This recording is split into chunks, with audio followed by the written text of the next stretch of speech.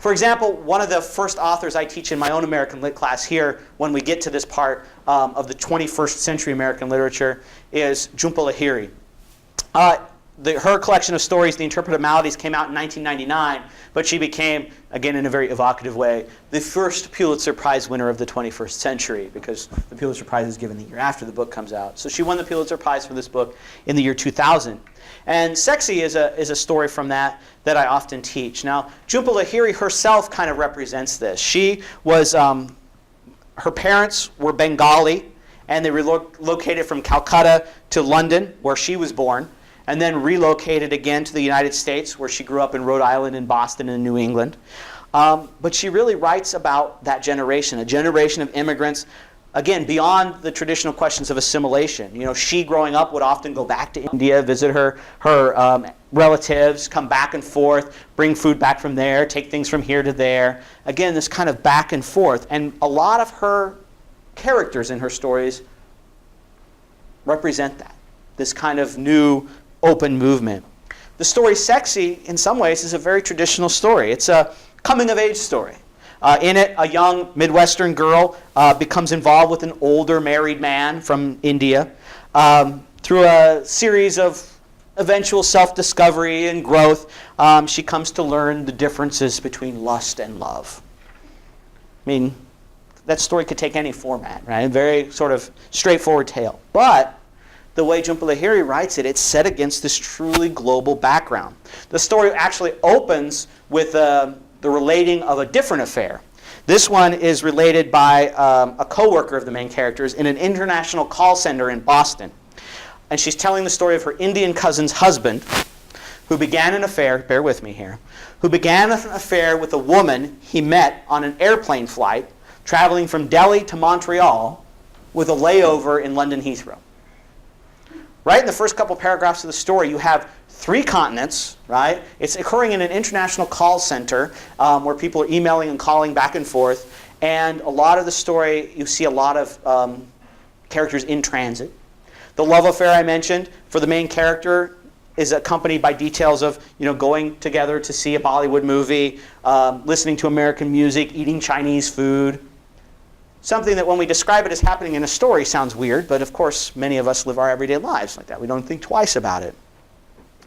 When I teach this story, though, the question I get almost always is, wait a second, this is an American literature class. You know, other than the setting in Boston, what makes this American? And I mean, the only possible response I can give is, you know, how is it not American in this era that we're talking about? That kind of interchange and that exchange, beyond just commercial aspects, a cultural cross-pollination. And I could talk more about, you know, all the controversy over the last years about the minority-majority, right, in several states around the country where non-Hispanic whites now outnumber the sort of traditional white Americans. You know, just demographically, it represents that world. But again, culturally, that kind of back and forward of the exchange. One of the most prominent writers of this kind of new American literature era and this new ethnic literature that does this most prominently is Junot Diaz. And The Brief Wondrous Life of Oscar Wilde, which, again, published in 2007, won the Pulitzer Prize in 2008. In my opinion, this is one of the finest American novels of the 21st century, and I was very pleased. I often say that, but I was very pleased to get some backup to that. People may have seen the headlines last month, just in January. BBC did a survey of like book critics and authors to get their sense of what's the most important, what's the best books of the 21st century so far. And this one was named the #1 best book, even by the BBC, so they didn't even pick a British book. There we go. But for me, it's just because it's a key example of exactly what I'm calling the new American literature. It blurs the boundaries in terms of high and low culture, in terms of form, and again in terms of Americanness. I know several people in here know the novel, but the plot is basically the central character is Oscar. He's an overweight child of Dominican immigrants growing up in New Jersey, and the novel follows him from youth up through his college years. He's very lovelorn and very marginalized, both because of his ethnicity and because of his weight. And the only comfort he can find is in nerd culture, basically. Science fiction, comic books, and role-playing, these are his thing. In some ways, it's his personal story, but it also is this sort of search for identity set against his family's background in the Dominican Republic, particularly under the dictatorship of Rafael Trujillo, who was the dictator there from the 30s through the 60s. Both the characters and the narrative move back and forth between New Jersey and the Dominican Republic, so you get that back and forth. And the themes, by and large, fit very well within the genre. It's personal and cultural identity, it's otherness and assimilation, it's family connections and disconnections. But right from the start, the novel represents a very unusual hybrid. And right from the start, I mean right from the start. It starts with the epigraphs to the novel. It has two epigraphs. The first one is taken from the Nobel Prize-winning poet Derek Alcott's famous poem, The Schooner. Oh, I blanked on it. I've got it here. The Schooner Flight. And it's the last line, and many people have heard this last line. Either I'm nobody or I'm a nation. And Derek Walcott, Caribbean poet, again, kind of exploring the melange of cultures in the Caribbean. And again, he won the Nobel Prize. It's very high culture. Right? Either I'm nobody or I'm a nation. The second epigraph to the novel comes from a slightly different source, though. From the Fantastic Four. Of what import are brief, nameless lives to Galactus? It's just the text. He doesn't include the graphic. But I wanted to include it there just to illustrate the contrast between this Nobel Prize-winning poet and something taken from the Fantastic Four. But the thing with Junot Diaz and the thing with the Oscar Wilde is there's no distinction between that high culture and that low culture. The novel continues to sort of break boundaries. A lot of the novel takes place in its footnotes.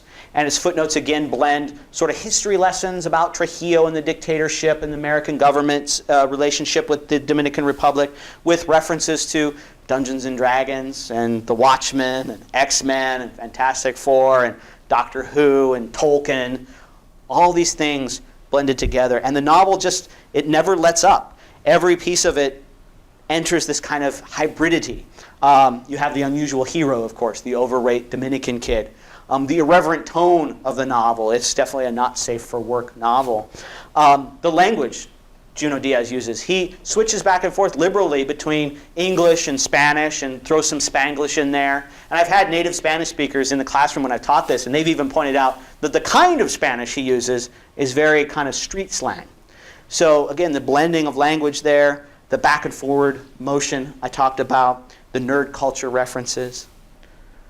For Diaz, that kind of hybridity was central to the novel, central to what he wanted to do in creating the novel. And I have a quote here from him that I think really represents both what he was trying to do, but also kind of a definition of exactly what I'm saying is going on right now in the new American literature. I was perplexed and saddened by the various shorthands for America that I had been exposed to. The country that I grew up in didn't seem to resemble 99% of the books that were claiming to mirror even one fragment or one cell of this new America. A part of me thought that a lot of what I had been reading felt like a myth of America. I thought that the only way I could approach the multi-voiced, million-cultured scramble that I was familiar with, that I had grown up with and wrestled with, was by attempting to forge a voice that had in it as many linguistic registers and idioms as I could fit. My God, Whitman spoke in Leaves of Grass of containing multitudes, but he had never met a Caribbean immigrant. Imagine the multitudes we contain. I'd seen it in a number of writers. I'm not the only one. That idea that he looked around and he knew all the classics, he knew all that literature, and he felt like what he saw reflected on the pages was not even a glimpse of what he experienced, both as an immigrant himself, but also just in general of the American landscape. The everyday lives that we might lead in 2008 or in 2015. How do they look anything like those books that we're so accustomed to reading and recognizing? For Junot Diaz, the character Oscar is a kind of hybrid hero. And I would argue that the novel Oscar Wilde itself is a hybrid literature, and both find a home in this new era that we're talking about. So you've been very patient. Right, this is my conclusion. Those of you who have been my students, this is the nicer way of me saying, so what? Right? So what's it all add up to? What are the implications here? In general, Literature has always reflected the world in which it was created. I mean, I think most of us can agree on that. The new literature I'm talking about can't but do the same. If we stop and think about it, some of these blurring boundaries and these redefinitions I've been talking about might make a lot of us kind of uncomfortable. But let me ask the question, where are the boundaries in our everyday lives today, in 2015? Right? Where online and offline begin to merge, where the virtual and the real perhaps merge for many of us, the personal and the private, the local and the global. I mean, where are the borders in our everyday lives? So again, literature reflecting a little bit of that, maybe even in the discomfort level. Further, new forms of literature, as with all aspects of culture, don't just reflect society, but they have a way of shaping it as well.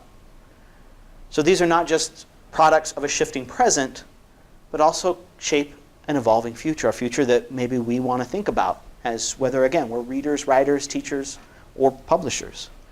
As today's literature challenges old definitions and old orders, it at once trains that new generation of readers I mentioned, and again, our future writers as well, to expect something different from books and narratives. Perhaps a greater diversity and a cross-cultural appeal. Perhaps something more ergodic, right? Something with more multimedia, more interactivity. Overall, perhaps something with a little more flux and flexibility that defies all previous notions of established cultural canons. Open not just to interpretation, but to ceaseless reinterpretation and reinvention in a borderless open source culture.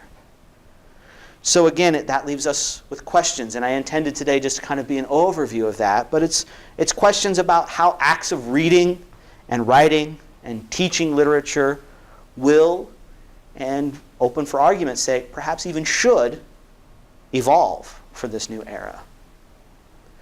Now, on one final note, certainly this shift in literary landscapes is much broader than the American spin that I've given it here today.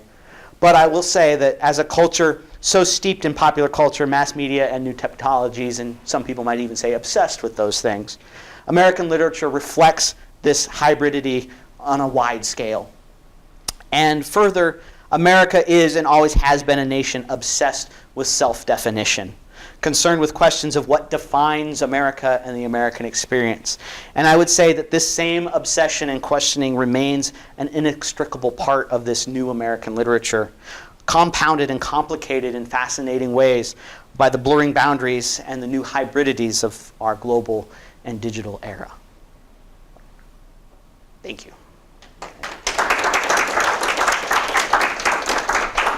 You're all very patient. I talk a lot, I know.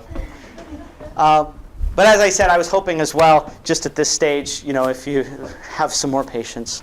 I just wanted to sort of introduce some of these topics. And again, I'm playing with them myself, trying to figure out how I would ever work these into a classroom. Some of these texts I've done, right? And we've talked about them in those ways. But some of the interactive stuff, some of the fan fiction stuff, I'm still playing with this. So I'm totally open to questions, to workshopping, to ideas.